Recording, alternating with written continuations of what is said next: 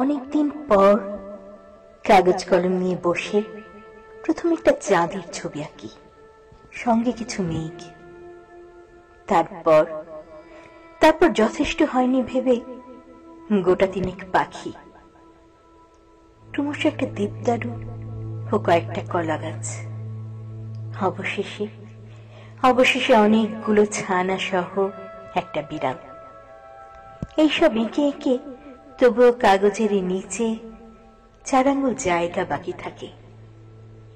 সেখানে প্রথমে লিখি শ্রী চরণেষু, তার নিচে সবিনয় নিবেদন, এবং কিছুক্ষণ পরে সবিনয় নিবেদন কেটে লিখি প্রিয়তমাশু। এবং একটু পরেই বুঝতে পারি জীবনে এই প্রথমবার প্রিয়তমাশু লিখলাম। প্রিয়তমাশু, তুমি তো জানো না, জীবনে তোমাকে কোনোদিন ঠিক মতো সম্বোধনই করা হলো না।